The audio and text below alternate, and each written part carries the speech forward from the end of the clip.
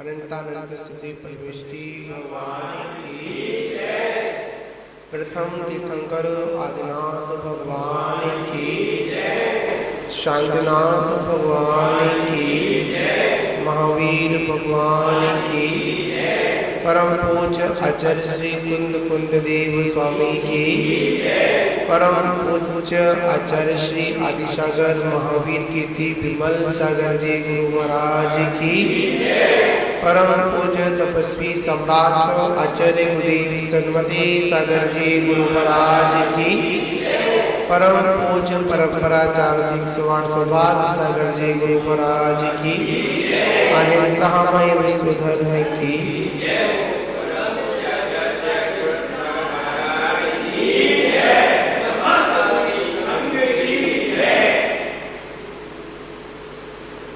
मानव हम सभी लोग आचार्य श्री कुंद देव स्वामी द्वारा रचित 12 स्वर्णरेखा ग्रंथ की मंगलाचरण के अंतर्गत हम लोग समझने का प्रयास कर रहे हैं कि आखिर में यह जीव अपने इस दीर्घ संसार को कैसे नष्ट करता है। जब तक यह जीव योगी नहीं बनता है, योगी बनने के बाद ध्यान रूपी अग्नि में कर्म रूपी ईंधन को नहीं डालेगा, तब तक ये हमारे कर्म नष्ट होने वाले हैं।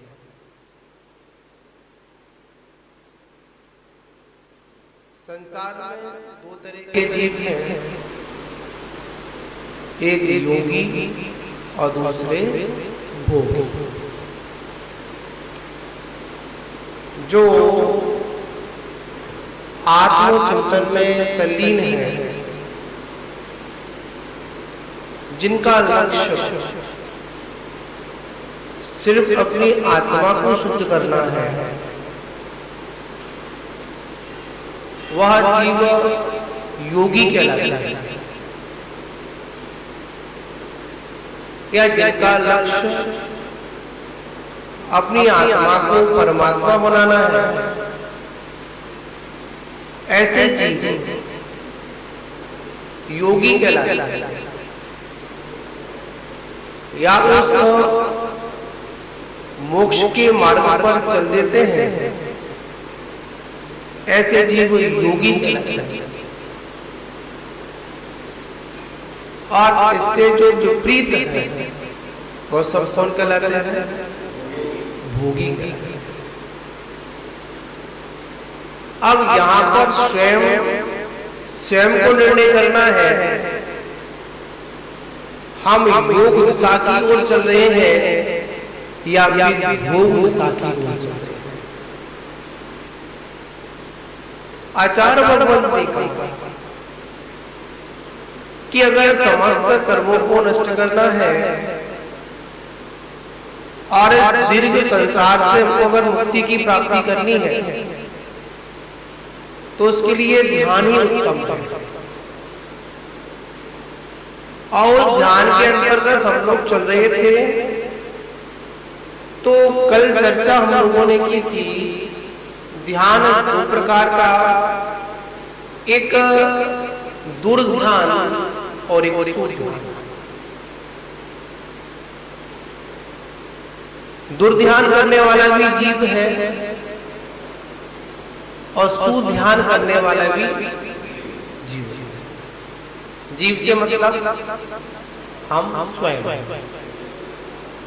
जीव से मतलब क्या निकलेगा? क्या बोलना है? हम स्वयं दुर्ध्यान भी करते हैं और सुध्यान भी करते हैं। अब यहां पर एक बात समझे मुझे, आप दुर्ध्यान भी लिखिए और सुध्यान भी लिखिए। दो शब्द को लिखना है। क्या लिखना है? दुर्ध्यान लिखना है और क्या लिखना है अपने को? सुध्यान लिखना है। आगे का पहला अक्षर दबा दो।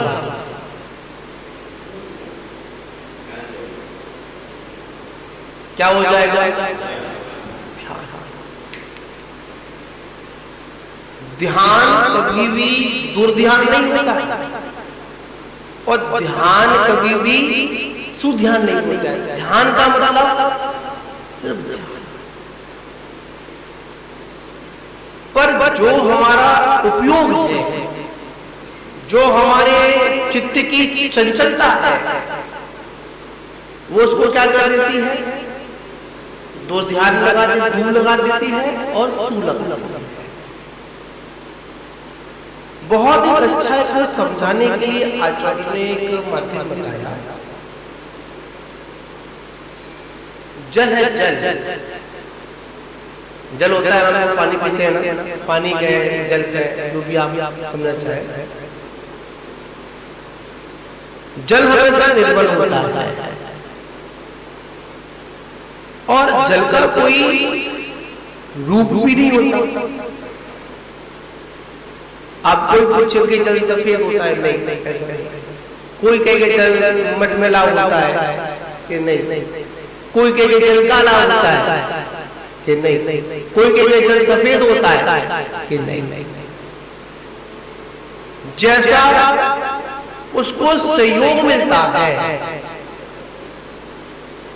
क्या जैसा उसको सहयोग मिलता है वो वैसा हो जाता है। अगर किसी काले रंग का सहयोग मिले, कीचड़ का सहयोग मिले, तो वही जल कैसा हो गया? कीचड़ जैसा हो गया। और वही जल को अगर बिल्कुल स्फटिक के समान अगर भूमि मिल जाए तो जल कैसा हो गया? निर्मल हो गया। जल का कोई रूप नहीं होता, जल का कोई आकार नहीं होता, जल की कोई आकृति नहीं होती। जल मतलब जल। क्या हुआ? जल का मतलब क्या हुआ? जल। ऐसे ही तो ध्यान है। ध्यान का मतलब सिर्फ ध्यान। अब यहां पर दुर्ध्यान सुध्यान के साथ साथ आचार्यों ने क्या बता दिया? शुक्ल ध्यान मतलब आत्मन बता दिया, क्रोध ध्यान बता दिया, धर्म ध्यान बता दिया, शुक्ल ध्यान बता दिया। इसके पीछे मुख्य क्या है? ध्यान। जैसे जैसे हमारा चित्त क्या जैसे जैसे हमारा चित्त जिस ओर आकर्षित हो जाता है, वैसा हमारा ध्यान भी किस ओर हो जाता है? उस ओर ही हो जाता है। देखिए, हमेशा हम लोग को कभी कभी साधनों को देखकर अपने मन में अनेक प्रकार के विकल्प पैदा करते थे। ये साधना योग स्थान है या नहीं है, ऐसा है या नहीं है। आचार्य भगवान कहते हैं कि जैसी हमारी अंतरंग की धारणा होती है, वैसे ही चाहे साधन कितने भी जुटे हो, चाहे कितना भी भीड़ भाड़ हो, फिर भी क्या करते हैं? योगी जन अपना ध्यान कर ही लेते हैं। और जिनको ध्यान नहीं करना होता है, तो जिनको सिर्फ दुर्ध्यानी करना होता है, वो क्या करते हैं? कितना भी अच्छा उनको साधन बनाकर दे दिया जाए, फिर भी क्या करते हैं? वह ध्यान नहीं कर पाते। जैसे आप समझेंगे, अभी आगे चर्चा अपन करेंगे, पर चर्चा की थी अपन ने, उसमें दो चीज बाकी रह गए थे। एक स्कूल में बैठा हुआ क्लास लगी हुई है, उस क्लास में कितने बच्चे बैठते हैं? 50 कैपेसिटी उसकी बैठी है। एक बच्चा आगे बैठता है पर पढ़ने में बिल्कुल बुद्धू है। कैसा है? बिल्कुल बुद्धू है। और एक बच्चा उस क्लास की लास्ट सीट पर बैठता है, पीछे ही लाइन में बैठता है, पर पढ़ने में कैसा है? बहुत होशियार है। पर ऐसा होता नहीं है। जिनका पढ़ने का मन नहीं होता है वो पीछे ही बैठता है, आगे बैठता ही नहीं है। क्यों? वह टीचर की निगाहों से बचना चाहता है। याद रखना, जितना भी हम लोग आगे बैठेंगे तो क्या होगा? टीचर की क्या रहेगी? निगाह रहेगी। 60 वालों को क्या पीछे क्या देखेगा? वो देख ही नहीं पाएगा। फिर भी याद रखना, आप लोगों की आचार्य गुरुदेव बोलते थे, बड़ी मार्मिक बात है, चाहे वो माँ बाप हो, चाहे वो टीचर हो, अधिकांश उस बच्चे पे की निगाह ज्यादा होती है जो कमजोर होता है। किस पे निगाह होती है? बताओ कौन जी निगाह कैसे होगी आपकी? अगर आपके 4-5 शिष्य बैठे हो, मतलब स्वाध्याय लोग बैठे हो, जिसको एक बार में समझ में आ जाता हो, आप उस पर ध्यान ज्यादा देंगे या जिसको समझ नहीं आता है उस पर ध्यान ज्यादा देंगे आप? जिसको समझ नहीं आता है उसे क्या करेंगे अपन? उसको अनेक उदाहरणों के माध्यम से, अनेक सिद्धांत की बातों के अनुसार, व्यवहारिक ज्ञान से, लौकिक ज्ञान से, अध्यात्मिक ज्ञान से, कैसे भी होगा आप क्या करेंगे? कैसे भी हो इसको ये बात समझ में आ जानी चाहिए।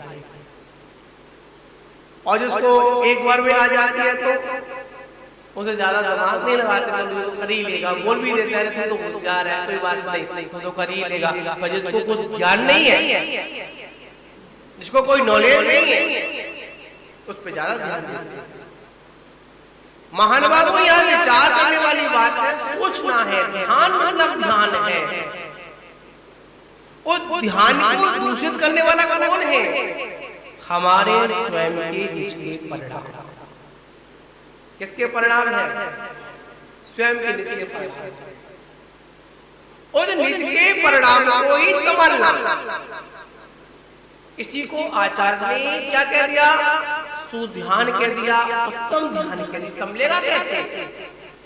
ये हमारा ध्यान एकाग्रचित होगा कैसे? तो आचार्य भगवत कहते हैं सबसे पहले आर्त ध्यान। कौन सा ध्यान? आर्त ध्यान में क्या आया? इष्ट वियोग, अनिष्ट संयोग। कल चर्चा इसी भी की थी हम लोगों ने। कोई अगर अपना एक बात में, हम जितने भी उदास बैठे हो, एकांत में बैठे हो, कोई हमारा अपरिचित हो, और जैसे कोई अपन से परिचित व्यक्ति मिल जाए, परदेश में गए हो, परदेश में कोई जानने वाला नहीं है, और वहां जाने का वो व्यक्ति हमसे जुड़ जाए, मिल जाए, कोई पहचान मिल जाए, तो तुरंत क्या होता है? अरे क्या हो गया? आनंद आ गया। तुरंत उसकी जो विचारधाराएं थी, जो उसकी परिणति थी, वो कैसी हो जाती है? तुरंत बन जाती है। और कहीं पर कितना भी अच्छा माहौल हो और कितने भी हम खुश बैठे हो, और वहां पर कौन आ जाए जो हमको अच्छा नहीं लगता है, अरे इसने तो पूरा माहौल ही खराब कर दिया। अब बताओ, उसके आने से क्या माहौल खराब हो गया? नहीं, वो आया था तो वही व्यवस्था थी जैसी व्यवस्था उसके आने पर नहीं। बदला क्या? कौन सा माहौल बदला? हाजी मन बदला ना अपना, माहौल तो वही था ना, वही लाइट थी, वही सिस्टम था, वही खाने पीने का इंतजाम था, बदला क्या? हमारा मन। जैसी मन बदला तो कौन सा ध्यान हुआ? अनिष्ट सही। और अगर कोई पार्टी में बैठा हो और कुछ बीच में चला जाए, उठ कर चला जाए, अरे तुमने फिर मजा खराब कर दिया, आया था तो पूरा करके जाता, फिर को चला गया, ऐसा भी बंद कर दे। नहीं, आचार्य भगवान कहते हैं अगर इस पर विजय प्राप्त करनी है, धर्म ध्यान और शुक्र ध्यान में अगर प्रवेश करना है, तो उससे पहले अगर कोई आ जाए और कोई चला जाए, उसमें हमको हर्ष विषाद नहीं होना चाहिए। क्या नहीं होना चाहिए? हर्ष विषाद नहीं होना चाहिए। एक बहुत लोक व्यवहार में एक सूत्र चलता है, लोग बोल भी देते हैं, आपने सुना होगा, आओ तो वेलकम।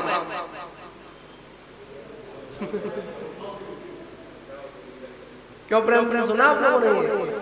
कोई अगर आए, स्वागत है, आपका स्वागत है, आइए आप पधारिए, बैठिए।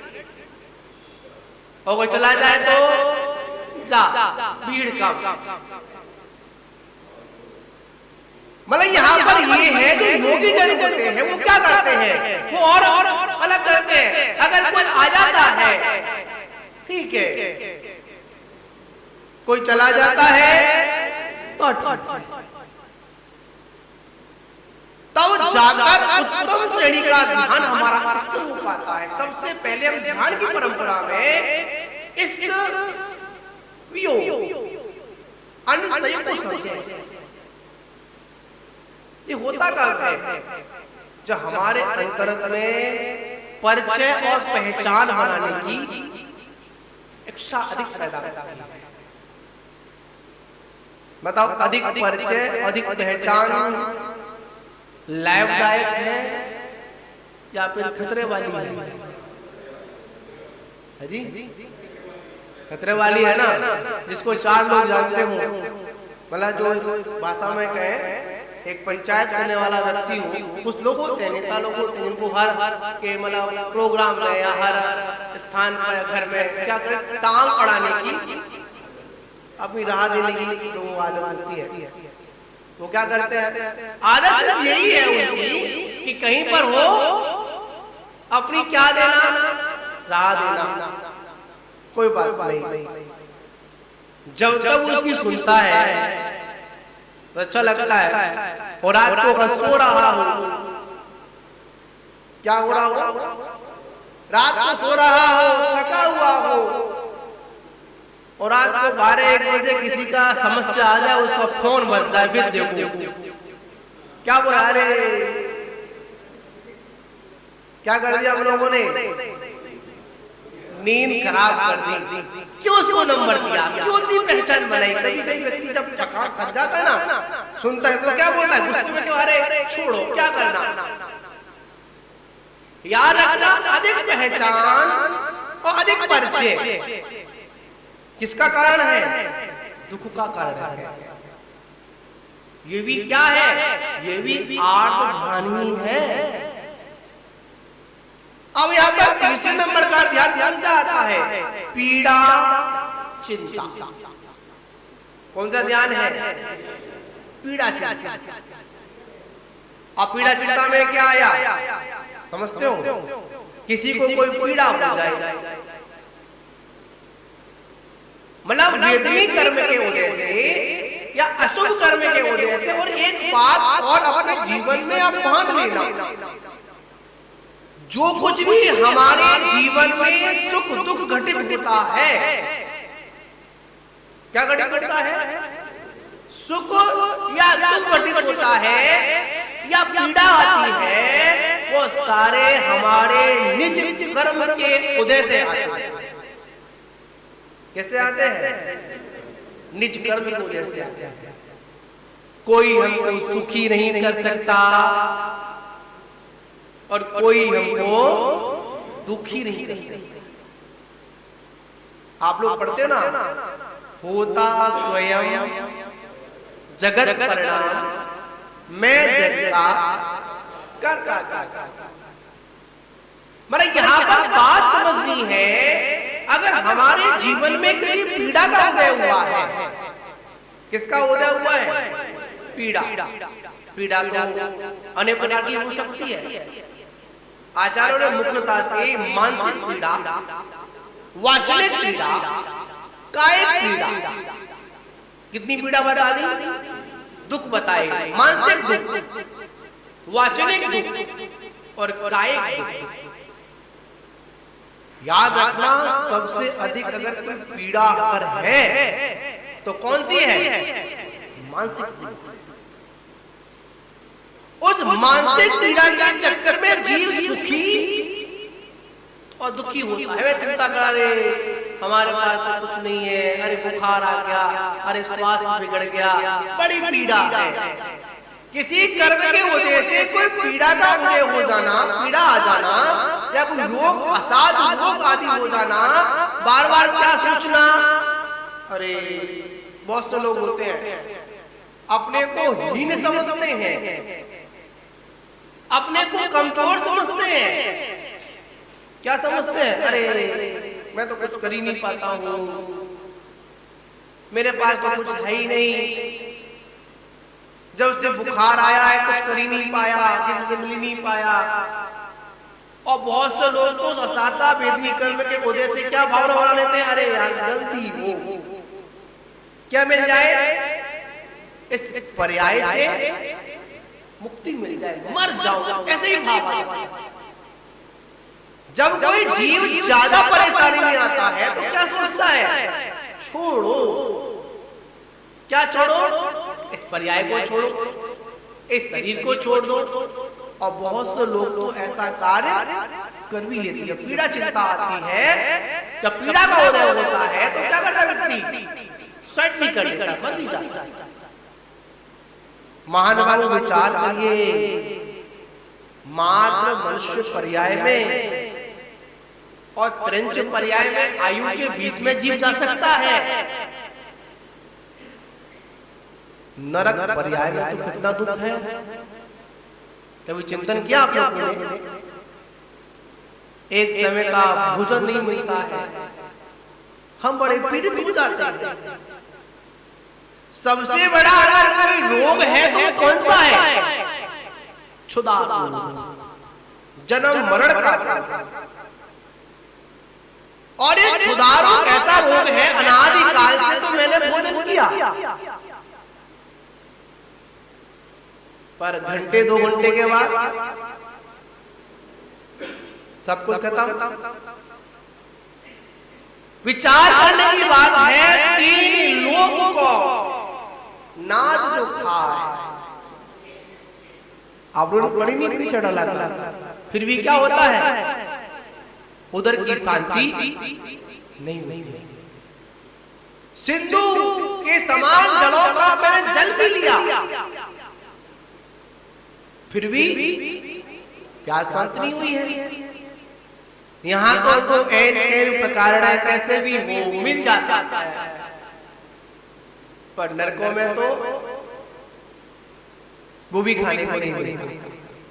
कितने सागरों तक। यहाँ 1 घंटा लेट हो जाए तो अनेक प्रकार की पीड़ाएं पैदा हो जाती हैं, पर नरकों में तो सागरों के अनुसार 33 साल तक एक अनाज भी खाने को नहीं मिलता। हमारे शरीर के खंड खंड कर दिए जाते हैं। कितनी पीड़ा है वहां पर नरकों में। और यहाँ पर क्या पीड़ा है? कुछ भी नहीं है। क्या नहीं है? तुरंत कोई पीड़ा होती है, कोई रोग होता है, कोई दिक्कत आती है, तुरंत हम डॉक्टर के पास चले जाते हैं, तुरंत उसका ट्रीटमेंट भी करा लेते हैं। और यहाँ पर देश में नहीं है तो विदेश चले जाते हैं। घुटनों में अगर दर्द है, घुटने ने अगर काम करना बंद कर दिया तो नए घुटने भी पड़वा लेते हैं। पढ़ते नहीं पढ़ते बताओ?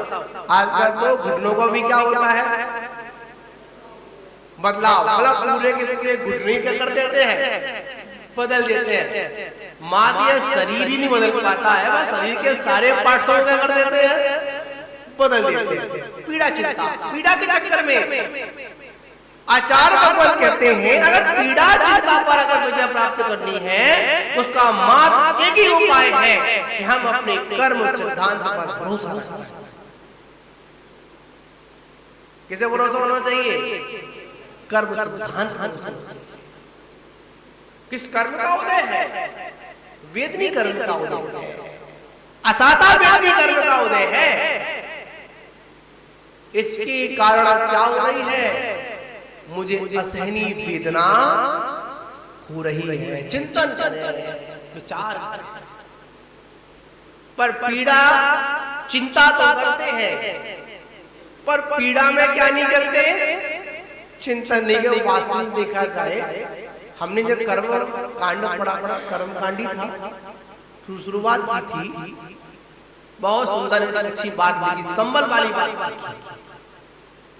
जिस समय जिस कर्म का तीव्र उदय होता है उस समय हमको कुछ भी अच्छा नहीं लगता। हमारे परिणाम संभल ही नहीं पाते हैं जब तीव्र कर्म का उदय होता है। उस समय जिनवाणी भी, गुरु का दर्शन भी कैसा लगता है? आरुचिकर लगता है। पर याद रखना जब किसी को बुखार आता है तो मुंह कैसा होता है? बोलो कैसा होता है? कड़वा होता है ना। और वहां पर भी अगर चाशनी में मिलाकर दवाई दी जा रही तो वो भी कैसी लगती है? कड़वी लगती है। क्यों? कड़वा क्या है? हमारे मुंह का स्वाद कड़वा होता है।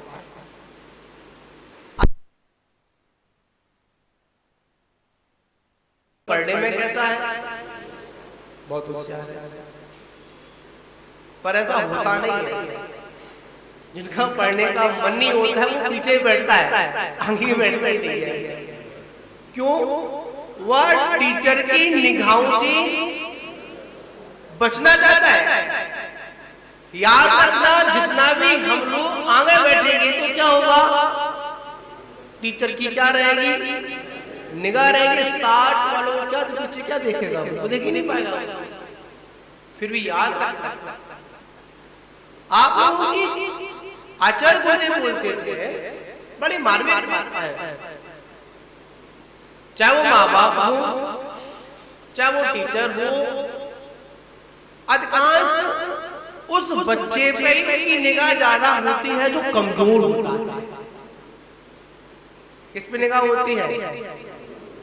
बताओ कौन जी निगाह कैसे होगी आपकी? अगर आपके 4-5 शिष्य बैठे हो, मतलब स्वाध्याय लोग बैठे हो, जिसको एक बार में समझ में आ जाता हो, आप उस पर ध्यान ज्यादा देंगे या जिसको समझ नहीं आता है उस पर ध्यान ज्यादा देंगे आप?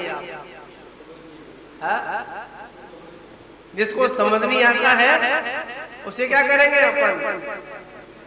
उसको अनेक अनेक उदाहरणों के माध्यम से, अनेक अनेक सिद्धांत की बातों के अनुसार, व्यवहारिक ज्ञान से, लौकिक ज्ञान से, आध्यात्मिक ज्ञान से, कैसे भी होगा आप क्या करेंगे? कैसे भी हो इसको ये बात समझ में आ जानी चाहिए। और जिसको एक बार में आ जाती है तो उसे ज्यादा दिमाग नहीं लगाते, चलो तो कर ही लेगा, बोल भी देता है तो होशियार है, कोई बात नहीं, तो कर ही लेगा।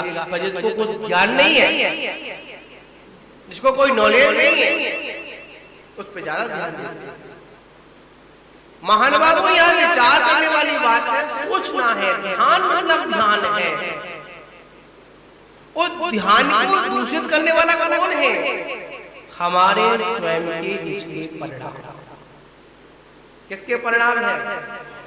स्वयं के निचले परिणाम। उस निचले परिणाम को ही संभालना।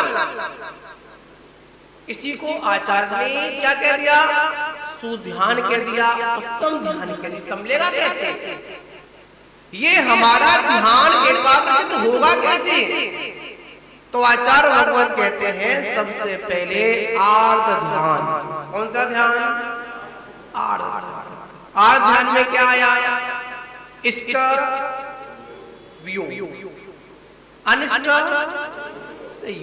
कल चर्चा इसी पे की थी हम लोगों ने। कोई अगर अपना एक बात में हम जितने भी उदास बैठे हो, एकांत में बैठे हो, कोई हमारा अपरिचित हो, और जैसे कोई अपन से परिचित व्यक्ति मिल जाए, परदेश में गए हो, परदेश में कोई जानने वाला नहीं है, और वहां जाने का व्यक्ति हमसे जुड़ जाए, मिल जाए, कोई पहचान मिल जाए, तो तुरंत क्या होता है, अरे क्या हो गया, आनंद आ गया। तुरंत उसकी जो विचारधाराएं थी, जो उसकी परिणति थी, वो कैसी हो जाती है, तुरंत बन जाती है। और कहीं पर कितना भी अच्छा माहौल हो और कितने भी हम खुश बैठे हों, और वहां पर कौन आ जाए जो हमको अच्छा नहीं लगता है, अरे इसने तो पूरा माहौल ही खराब कर दिया। अब बताओ उसके आने से क्या माहौल खराब हो गया?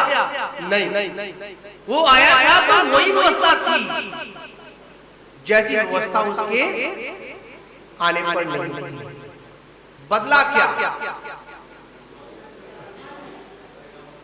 कौन सा माहौल बदला? हाजी, मन बदला ना अपना। माहौल तो वही था ना, वही लाइट थी, वही सिस्टम था, वही खाने पीने का इंतजाम था। बदला क्या? हमारा मन। जैसी मन बदला तो कौन सा ध्यान हुआ?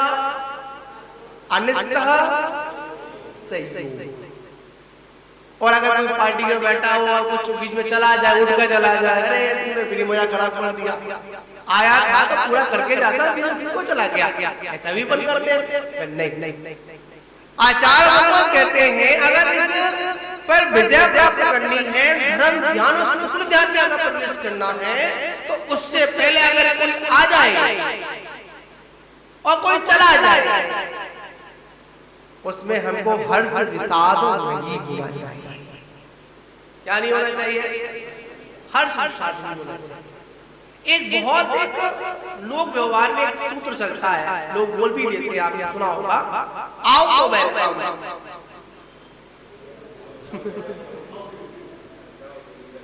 क्यों प्रेम सुना आप लोगों ने? कोई अगर आए, स्वागत है, आपका स्वागत है, पधारिए, बैठिए। और कोई चला जाए तो जा, भीड़ कम। मतलब यहाँ पर ये है जो योगी जन होते हैं वो क्या करते हैं, वो और अलग करते हैं। अगर कोई आ जाता है, ठीक है, कोई चला जाता है तो तब जाकर उत्तम श्रेणी का ध्यान हमारा स्थिर हो पाता है। सबसे पहले हम ध्यान की परंपरा में इस को समझें। ये होता कब है? जब हमारे अंतरंग में परिचय और पहचान बनाने की इच्छा अधिक पैदा होती है। बताओ, अधिक परिचय, अधिक पहचान लाभदायक है या फिर खतरे वाली है? जी, खतरे वाली है ना, जिसको 4 लोग जानते हो। मतलब जो भाषा में कहें, एक पंचायत करने वाला व्यक्ति हो, कुछ लोग होते हैं, नेता लोग होते हैं, जिनको हर के मतलब प्रोग्राम में या हर स्थान पर घर में क्या करें, टांग अड़ाने की, अपनी राह देने की जो आदत होती है, वो क्या करते हैं? आदत सिर्फ यही है उनकी कि कहीं पर हो अपनी क्या देना, राह देना, कोई बात नहीं। जब तक उसकी सुनता है तो अच्छा लगता है। और रात को सो रहा हो, क्या हो रहा हो? रात को सो रहा हो, थका हुआ हो, और रात को 12-1 बजे किसी का समस्या आ जाए, उसका फोन बज जाए, फिर देखो क्या बोला, अरे क्या कर दिया हम लोगों ने, नींद खराब कर दी।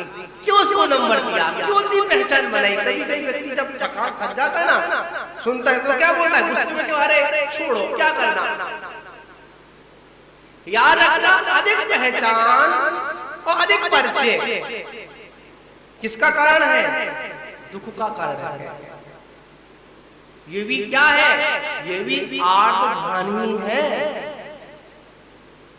अब यहां पर तीसरे नंबर का ध्यान से आता है, पीड़ा चिंता। कौन सा ध्यान है? पीड़ा चिंता। अब पीड़ा चिंता में क्या आया समझते हो? किसी को कोई पीड़ा हो जाए, मतलब वेदनी कर्म के वजह से या अशुभ कर्म के वजह से, और एक बात और अपने जीवन में आप बांध लेना, जो कुछ भी हमारे जीवन में सुख दुख घटित होता है, क्या घटित होता है? सुख या दुख घटित होता है या पीड़ा आती है, वो सारे हमारे निज कर्म के उदय से आते हैं। कैसे आते हैं? निज कर्म की वजह से आते हैं। कोई हमको सुखी नहीं कर सकता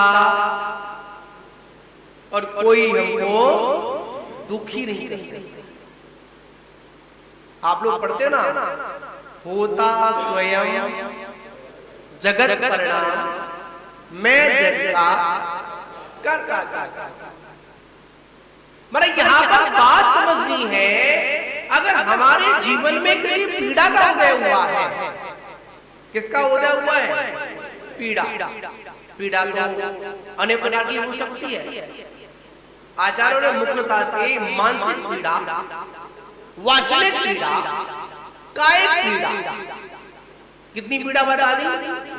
दुख बताए, मानसिक दुख, वाचनिक दुख और कायिक दुख। याद रखना, सबसे अधिक अगर कोई पीड़ा अगर है तो कौन सी है? मानसिक। उस मानसिक पीड़ा के चक्कर में जीव सुखी और दुखी होता है। वे चिंता कर रहे, हमारे पास तो कुछ नहीं है, अरे बुखार आ गया, अरे स्वास्थ्य बिगड़ गया, बड़ी पीड़ा है। किसी कर्म के वजह से कोई पीड़ा का उदय हो जाना, पीड़ा आ जाना, या कोई रोग, असाध्य रोग आदि हो जाना, बार बार क्या सोचना? अरे बहुत से लोग होते हैं अपने को हीन समझते हैं, अपने को कमजोर समझते हैं। क्या समझते हैं? अरे मैं तो कुछ कर ही नहीं पाता हूं, मेरे पास तो कुछ है ही नहीं, जब से बुखार आया है कुछ कर ही नहीं पाया, किसी से मिल ही नहीं पाया। और बहुत से लोग तो असाता वेदनी कर्म के वजह से क्या भावना बना लेते हैं? अरे यार जल्दी हो, क्या मिल जाए?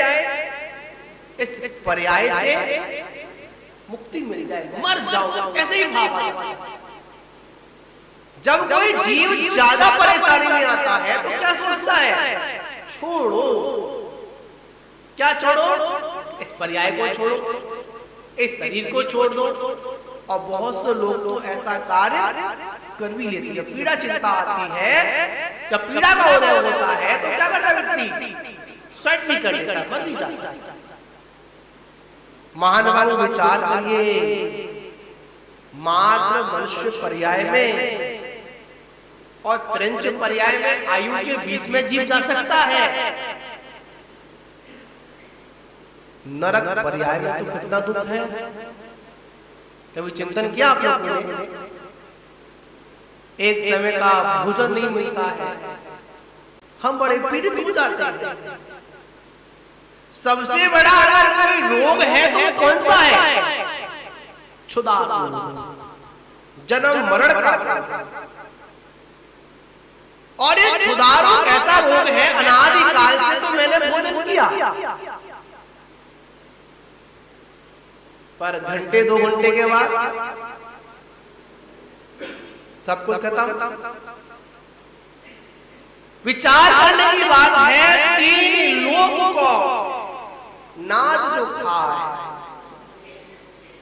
आप लोग बड़ी नींद भी चढ़ा लगा, फिर भी क्या होता है? उधर की शांति नहीं।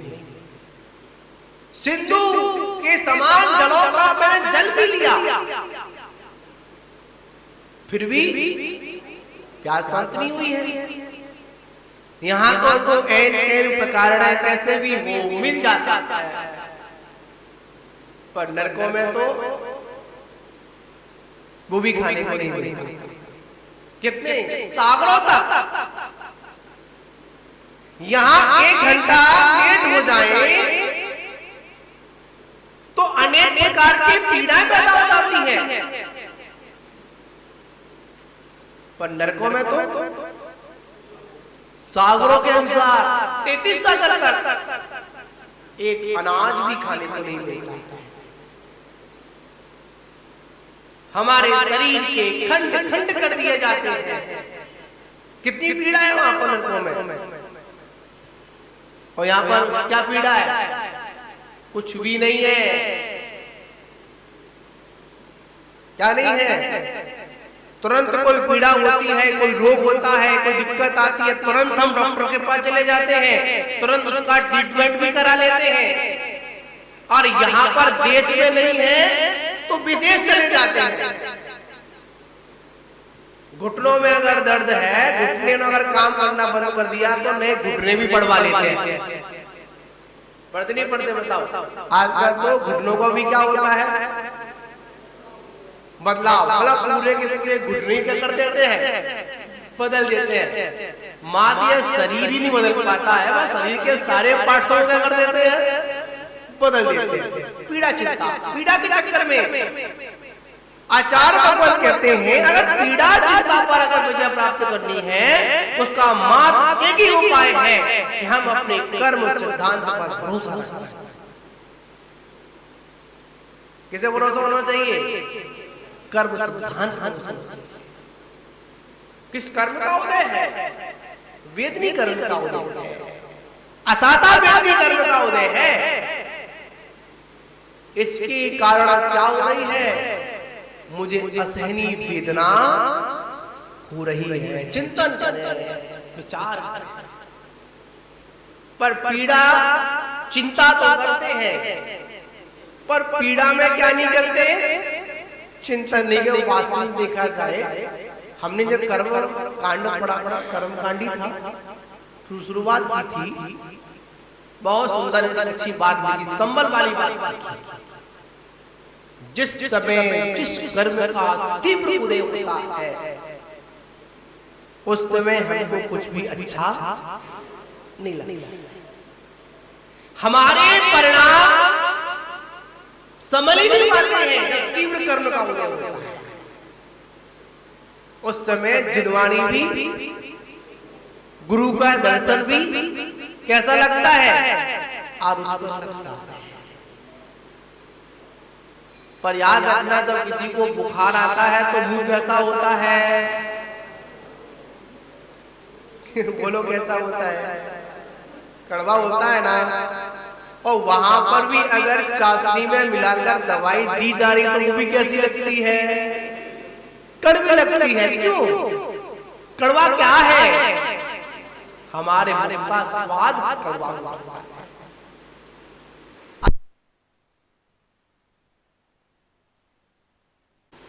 क्या समझिए आप?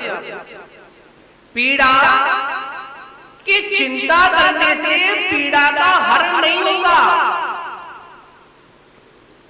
जब तक आपके जीवन में पीड़ा है और पीड़ा के समय आप चिंता कर रहे हैं तो अशुभ कर्म का ही बंद हो रहा है, शुभ का नहीं हो रहा है। अगर पीड़ा का अगर नाश करना है, पीड़ा को खत्म करना है, तो चिंता नहीं, चिंतन करिए। क्या चिंतन करिए? ये पीड़ा आखिर में आई तो आई क्यों? विचार करने वाली बात है। किसी का पेट खराब हुआ, क्या खराब हुआ? लौकिक बात, आप सभी समझिए, समझने वाली बात है। पेट खराब हुआ, और पेट खराब हुआ तो कुछ ना कुछ तो कारण होगा, इसलिए खराब हुआ ना। फालतू में तो हुआ नहीं, कुछ ना कुछ ऐसा हमारे ग्रहण में आया होगा, ऐसी कुछ वस्तु हमारे पेट में गई होगी जो हमारी प्रवृत्ति के अनुसार विपरीत थी। इसलिए क्या हुआ? पेट खराब। जब पेट खराब हुआ तो विचार करने वाली बात है, पेट खराब हुआ, अब वहां क्यों, अब हम लोग पेट पकड़कर बैठ गए। क्या पकड़ बैठ गए अपन? पेट। अरे पेट दुख रहा है, पेट दुख रहा है। क्या दुख रहा है? पेट दुख रहा है। अब क्या करें? दवाई खाई। जब तक दवाई का असर रहा तब तक पेट ठीक रहा, और जैसे ही दवाई का असर कम हुआ तो फिर क्या बोलने लगे? अरे पेट दुख रहा है, पेट दुख रहा है। आचार्य भगवान बड़ी सुंदर बात कहते हैं, अगर ये तू दवाई खाने से पहले ये पता लगा लेता कि आखिर में आज मैंने कौन सी वस्तु ग्रहण की है, थोड़ा सा चिंता हटाकर क्या कर लेता? क्या करता? चिंतन करता, आखिर में आज मैंने ऐसी कौन सी वस्तु का सेवन किया है कि जिसके कारण क्या खराब हो गया? और हम लोग क्या करते हैं? चिंता करते हैं कैसे ठीक होगा, कोई उपाय बताओ। और बहुत से लोग तो महाराज के पास में है, तो महाराज आशीर्वाद तो पेट खराब हो गया, कुछ मत करो महाराज, अपने कमंडल का प्रदीपक भाई क्या दे दो, अपने कमंडल का पानी दे दो, उससे क्या होगा? अरे महाराज उसके आपके कमंडल के पानी से क्या होगा? पेट से हो जाएगा। जी बहुत अच्छी दवा है, महाराज के पास आओ और क्या बोलो? पेट खराब हुआ, और क्या दे दो महाराज? कमंडल का पानी दो। अगर कमंडल का पानी तुमको बांटते तो हमारा कमंडल तो खाली हो जाएगा, क्योंकि रोगी बहुत हैं आप लोग, बहुत सारे लोग हैं। इसको पानी कौन है? जिसको दे दिया उसके लिए ठीक, और जिसको नहीं दिया तो अरे महाराज कैसे, हमारा ना उसको दे दिया, वो दिया ही नहीं। विचार करने वाली बात है, यहाँ पर चिंता नहीं करनी है। क्या करना है? चिंतन करना। जब आपके जीवन में कोई बड़ा कोई रोग आ जाए, पीड़ा आ जाए, कोई कष्ट आ जाए, हम ये ना कहें अरे ऐसा क्यों हो रहा है, ऐसा क्यों मेरे साथ कर दिया। ऐसा चिंतन करें, अरे ऐसा मैंने पूर्व में ऐसा कौन से कर्म किया है जिसके फल स्वरूप आज मेरे को ये। इससे आपका कौन सा ध्यान होगा? आर्थ ध्यान नहीं होगा, धर्म ध्यान होगा। उपाय नीचे कौन सा ध्यान होगा? आप लोगों ने पढ़ा होगा ना, उपाय बचे क्या? जो जीव परेशान है, कष्ट में है, परेशान में, इनकी कैसे इनको मुक्ति मिले, कैसे उपाय किया जाए, ये धर्म ध्यान हो जाए। चिंता से आत्म ध्यान, और चिंतन से धर्म। ज्यादा पढ़ो तो नहीं, थोड़ा चिंतन, थोड़ा फर्क करना बस। उसमें क्या जानना है? चिंता में क्या जोड़ा जो चिंतन बन जाए, थोड़ा बदल करना। सोचिए, विचार करिए।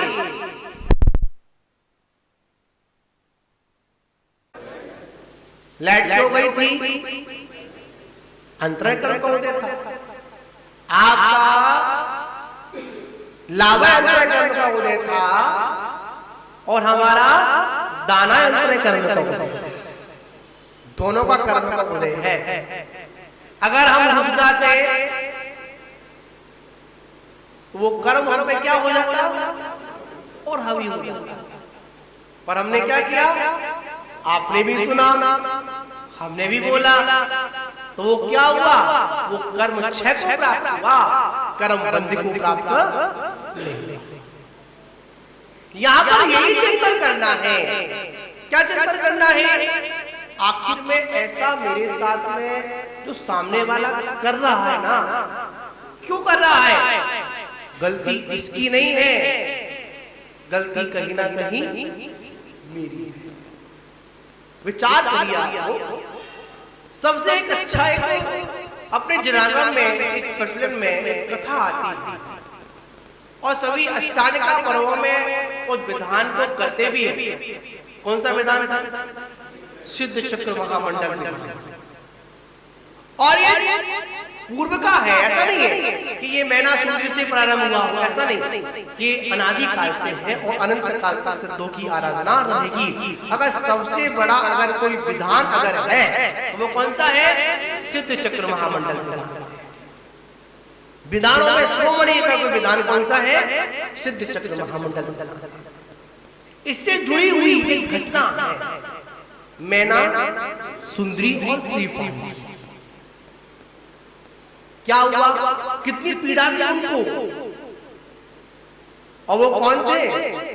तद्भव मोक्षगामी। और कौन सा पद था? कामदेव। समझे ना?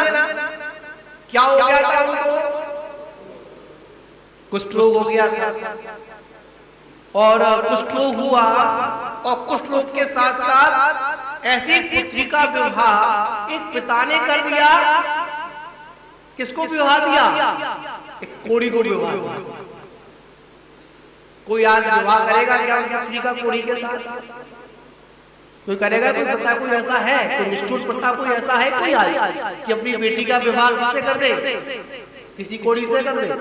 कोई नहीं करेगा, कोढ़ी से कर दे। आखिर में क्या हुआ? अशुभ कर्म के उदय से भाग्य की बात थी, और भाग्य की बात थी, उसमें क्या हुआ? अब यहां पर श्रीपाल के जीवन में वो कुष्ठ रोग आया क्यों था? बताओ क्यों आया था जी? 700 लोगों को और मुनियों मतलब श्रीपाल को कोढ़ क्यों हुआ? एक मुनराज के मरीन शरीर को देखकर। किसको देखकर? देखा होगा मुनराज का शरीर, आपने देखा होगा। आज तो हम लोग मतलब श्रावक इतने मतलब भक्त होते हैं, वो शरीर को पोंछ भी देते हैं। पहले तो पोंछने का क्रम था ही नहीं, पहले के साधु ने वस्त्र छोड़ा, उसके बाद कभी अपने जीवन वस्तु को स्वीकार करते हैं। आचार्य गुरुदेव सरमत सागर जी महाराज ने जिस दिन वस्त्र को छोड़े, उन्होंने अपने मुंह पहुंचने के लिए हाथ में कभी कपड़े का प्रयोग नहीं किया। जहां तक नाक निकलती है या मल भी निकलता है, कभी अपने हाथों को किस टॉवल से किस श्रावक ने पहुंच दिया तो बात अलग है, पर आचार्य महाराज ने कभी कपड़े का स्पर्श अपने हाथों से अपने तन को पहुंचने के लिए नहीं किया। मलिन शरीर था, देख लिया कैसा शरीर है, कोढ़ की भांति है, मिट्टी भी लग जाती है, मैल भी लग जाता है। क्या बोल दिया? इनका शरीर कैसा है? कोढ़ की भांति है, मलिन शरीर है, गंदा शरीर है। और 700 लोगों ने क्या कर दी? ताली बजाकर क्या कर दी? अनुमोदना की थी ना। कृत कार्य अनुमोदना संभ्रम समारंभ आरंभ्य 9 कोटि, वही फल मिला। क्या फल मिला? जो राजा किनको मिला? श्रीपाल जी को मिला। और एक बात और याद रखना, कितनी असहनीय वेदना होगी, कितना पूरा शरीर किसमें था? कोढ़ में था, पर क्या नहीं छोड़ा? जिन शासन नहीं छोड़ा, जिन मार्ग नहीं छोड़ा, अपने सम्यक्त से च्युत नहीं हुए। हमको थोड़ी सी क्या पीड़ा हो जाती है, सबसे पहले हमारा श्रद्धान डगमगा जाता है। हमारे श्रद्धान में क्या आ जाता है? अरे पता नहीं, रोज पूजा करते हैं, रोज भक्ति करते हैं, पता नहीं हमारे दिन कब अच्छे आएंगे। क्या बोलते हैं? दिन कब अच्छे आएंगे, कब ऐसा होगा हमारे साथ होगा। आचार्य भगवान कहते हैं दिन तो तुम्हारे हर समय अच्छे चल रहे हैं, इससे अच्छा समय क्या होगा कि आपको सुबह सुबह भगवान का दर्शन मिल रहा है। क्या हम धन संपत्ति से ही या वैभव से अपने अच्छे दिन मानते हैं? कोई हमसे पूछे महाराज आपके अच्छे दिन कब आएंगे, पूछते हैं। संसारी जीव ना आप लोग वही देखते हो जो आपकी आंखों को कैसा लगता है, रुचकर लगता है। अरे ये महाराज कैसे, इनके पास तो कोई आता ही नहीं है, क्या इनके पास तो कोई आता ही नहीं है, ये महाराज कैसे, लगता है कि अभी इनके अच्छे दिन, क्या बोलते हैं हम लोग, मन में मानसिकता हम लोग बन जाती है, क्या बन जाती है, इनके अच्छे दिन नहीं है अभी। क्यों, इनके पास में बाहर का वैभव नहीं है। बढ़िया हुआ आप लोग पंचम काल में ही पैदा हुए, चौथे काल में पैदा नहीं हुए। आप तो तीर्थंकर केवली और सामान्य केवली के समय केवल 11वें भेद डाल देते, क्या डाल देते, याद रखना केवली मतलब केवली, चाहे वो तीर्थंकर केवली हो, चाहे वो सामान्य केवली हो, चाहे वो उपसर्ग केवली हो, चाहे मुख केवली हो, चाहे अंतर्गत केवली हो, उन केवलियों के ज्ञान में कोई फर्क नहीं है। जो आनंद तीर्थंकर केवली ले रहे हैं वही आनंद सामान्य केवली भी ले रहे हैं। फर्क सिर्फ कितना है, तीर्थंकर केवली के लिए बाहर का समोषण है और सामान्य केवली के लिए कोई समोषण नहीं है। सामान्य सा से बैठे हुए हैं, प्रवचन दे रहे हैं, ज्ञान का अर्जन करा रहे हैं। याद रखना, इतना कुछ होने पर भी तीर्थंकर केवली कहां पर होते हैं, रत्नों का जड़ा हुआ सिंहासन से भी 4 अंगुल ऊपर हुआ करते हैं। विचार कर लीजिए, सोचिए, कभी किसी के ज्ञान में क्या नहीं होता, कोई अंतर नहीं होता, पर जो देखने वाले होते हैं ना बहुत अंतर लगा लेते हैं। यहां पर विचार करना है, अगर आपको प्रतिदिन जिनेंद्र के वचन सुनने को मिल रहे हैं और हमको इन घोर पंचम काल में महाभारत धारण करने का मौका मिला, तो हमारे गुरु कहते हैं कि तुमसे अधिक पुण्यशाली व्यक्ति की दुनिया में कोई दूसरा नहीं है। तो संसार तरने वाले उन व्रतों को धारण किए। तो महानुभावों, अपनी पीड़ा का क्या करना है, हरण करना है। तो क्या करना पड़ेगा, चिंता नहीं, चिंतन की शैली में आना पड़ेगा। और चिंतन की शैली कब होगी, वही चिंतन करना। श्रीपाल का कितनी घोर पीड़ा थी, फिर भी उन्होंने कुछ नहीं कहा। पर एक बात और याद रखना, जिस ताली से ताला लगता है उसी ताली से ताला खुलता है। जब श्रीपाल को उस असाता वेदनी कर्म का बंध हुआ तो किसके निमित्त से हुआ, मुनराज की प्रति उन्होंने भावना गलत की तो क्या हो गया, कुष्ठ रोग हो गया। जब उन्हीं दिगंबर मुद्रा से उन्होंने अपनी आस्था को जोड़ा तो वही कुष्ठ वाली काया कंचन के समान हो गई। तो महानुभावों, हमको अपने चिंतन को बढ़ाना है, और चिंतन को बढ़ाने का मतलब क्या है, ध्यान में मजबूती लेकर आना। ध्यान में क्या करते हैं हम लोग, अब आचार्य महाराज बैठे हुए हैं, ध्यान में क्या कर रहे हैं, बहुत से लोग तो बोले महाराज सो रहे हैं, क्या बोल रहे होंगे, आ जाता है आंख बंद है तो अभी किसी बच्चे से पूछो जिसकी बुद्धि कम है, बताओ महाराज ऐसे क्यों बैठे थे, अरे इसमें कोई पूछने वाली बात है क्या, क्या महाराज सो रहे हैं, ऐसा नहीं। महानुभावों, कभी कभी क्या होता है, बाहर की आंखें बंद होती हैं पर अंतरंग की चिंतन शैली बहुत ऊंचाइयों तक होती है, और किसी की बाहर की आंखें खुली होती हैं और अंतरंग की शैली बड़ी डाउन हुआ करती है। तो महानुभावों, इसी पीड़ा चिंता को समझना है। क्या समझना है, पीड़ा चिंता को समझना है। अगर पीड़ा का हरण करना है तो क्या करें हम लोग, चिंतन करें, आखिर में ये पीड़ा आखिर में ये रोग, आखिर में दुख के दिन आई क्यों है? आखिर ये पीड़ा क्यों हो रही है? सामने वाला मुझे कष्ट क्यों दे रहा है? इसके मात्र एक ही कारण है, हमारा निज का कर्म, और कोई कारण इसमें नहीं है। और जो कर्म सिद्धांत को समझ लेता है वो अपनी चिंतन शैली को आगे बढ़ा कर ले जाता है। इसी के साथ विराम। जय बोलो महावीर।